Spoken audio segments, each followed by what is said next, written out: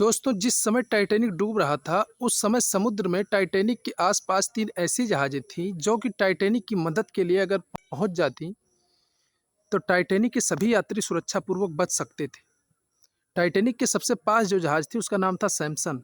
सैमसन जहाज़ ने टाइटैनिक द्वारा फायर किए गए सफ़ेद शोले को देखा था और टाइटैनिक के यात्रियों के चीखने की आवाज़ें भी सुनी थी।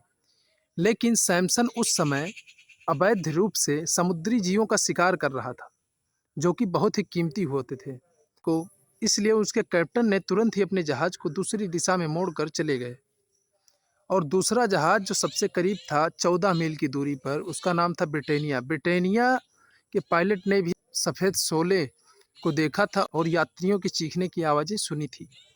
लेकिन उसके पायलट ने देखा उस समय जो है समुद्र का टेम्परेचर माइनस में चल रहा था, जिसके कारण बर्फ़ जमा हुआ था और टाइटैनिक की मदद के लिए उसको ये बर्फ़ के चक्कर काट कर जाने पड़ते, जिसके लिए उसका कैप्टन ने सुबह होने तक का इंतज़ार किया और फिर उसके बाद टाइटैनिक की मदद के लिए जाने को सोचा। लेकिन जब तक वह पहुंचा तब 4 घंटे पहले ही टाइटैनिक समुद्र के तल में समा चुका था। उसमें 1571 यात्री भी डूब चुके थे। जहाज जो कि टाइटैनिक से 68 मील की दूरी पर था, कार्सथेपिया, उसके कैप्टन ने जैसे ही रेडियो पर टाइटैनिक के यात्रियों के चीखने की आवाज़ें सुनी, वह दूसरी दिशा में जा रहा था और अपनी जहाज़ को तुरंत मोड़कर टाइटैनिक की ओर चल दिया। लेकिन दुखद बात यह है कि वह जहाज़ टाइटैनिक के डूबने के 2 घंटे के बाद पहुंचा।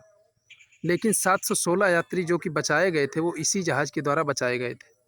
इस जहाज़ के कैप्टन रोजर रोस्टर्न को इस अदम्य साहस और बहादुरी के लिए ब्रिटेन सरकार द्वारा सम्मानित किया गया। तो दोस्तों, पहली जहाज़ हमें सिखाती है कि कुछ लोग बुराइयों में इतने फंस चुके होते हैं कि उनको इंसान और इंसानियत नहीं दिखता। और दूसरी जहाज़ हमें यह सिखाती है कि सामर्थ्यवान होने के बावजूद भी अपनी सहजता और सरलता के लिए दूसरों की मदद न करना। और तीसरा जहाज़ हमें सिखाता है कि परिस्थिति चाहे जैसी भी हो, अगर कोई मदद करना चाहे या कुछ भी करना चाहता है, तो वह कर ही डालता है।